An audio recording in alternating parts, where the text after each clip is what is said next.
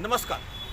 बायकोच्या त्रासाला कंटाळून नवरे आत्महत्या करतात, नवऱ्याच्या त्रासाला कंटाळून बायको आत्महत्या करतात. पण यांचं सगळं काम चालवणाऱ्या वकिलाला न्यायाधीशाच्या त्रासाला कंटाळून आत्महत्या करावी लागली. ही गोष्ट अत्यंत वाईट आहे, दुर्दैवी आहे.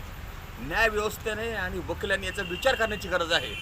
वकील जे काम करतात ते पक्षकारांकरता काम करतात, त्याचं पोटापाण्याचा व्यवसाय आहे आणि असं काम करत असताना त्याला अनेक गोष्टींना सामोरं जावं लागतं. वकिलांना प्रोटेक्शन कायदा अजून अस्तित्वात नाही. त्यांनी काय करायचं काय? बीडमध्ये वडवणी हे जे गाव आहे तिथल्या न्यायालयामध्ये एक वकील म्हणून काम करत होते. त्यांचं नाव आहे विनायक निंबाजी चंदेले.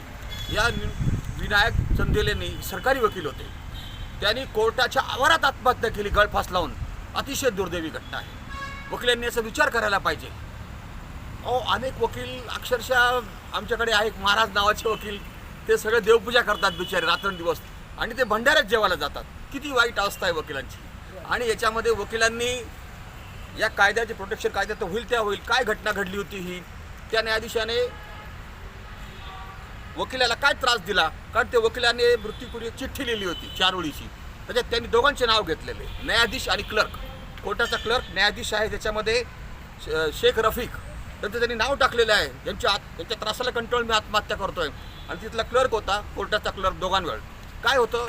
न्यायाधीश आणि क्लर्क दोघांमध्ये मैत्रीपूर्ण संबंध असतात. आपण कितीही तक्रारी केल्या तरी काही होत नाही. वकिलांच्या असोसिएशनने न्यायाधीशांविरुद्ध काही निवेदनं दिले तर सेटलमेंट होऊन जाते. त्या न्यायाधीशावर काही कारवाई होत नाही आणि मग न्यायाधीश मोकाटपणे राहतात. नाशिकमध्ये एका न्यायाधीशाविरुद्ध वकिलांनी आंदोलन उभं केलं होतं. जिल्हा न्यायाधीशांना भेटले, काहीही नाही. तेच न्यायाधीश त्या ठिकाणी राहिले. असे प्रकार वारंवार घडत आहे. वकिलांच्या संघटना या कामी कमी पडत आहे आणि वकिलांनी आत्महत्या करण्याची वेळ आली. अत्यंत दुर्दैवी घटना आहे. आणि हे जे बीड जिल्ह्यातल्या वडवणीचे जे न्यायाधीश आहे त्यांच्याविरुद्ध ही तक्रार केली, त्या वकिलाने, सरकारी वकील होते ते विनायक चंदेले, यांनी न्यायालयाच्या आवारामध्ये दोरीनं गळफास लावून आत्महत्या केली. त्यांचे मुलगा आणि वडिलांनी ही फिर्याद दिलेली पोलीस स्टेशनला आणि गुन्हा दाखल झालेला आहे. आणि त्या प्रकरणाचा तपास DYSP बाजीराव, नितीन बाजीराव राजपूत हे करीत आहे. आणि ह्या प्रकारामुळे संपूर्ण महाराष्ट्रात नाही तर संपूर्ण भारतामध्ये खळबळ उडालेली आहे. न्यायाधीशाविरुद्ध हा पहिला गुन्हा दाखल झालेला आहे.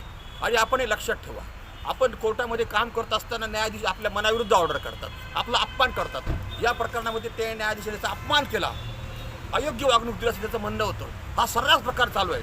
आपण आपली बाजू पक्षकारांतर्फे मारतो, आपण न्याय मागतो, पण न्यायाधीश मनमानी प्रकार करतात. अशा अनेक प्रकारामध्ये होत असतं. वकिलांविरुद्ध ताशेरे विरोधात, वकिलांविरुद्ध कारवाई करतात, वकील घाबरून जातात.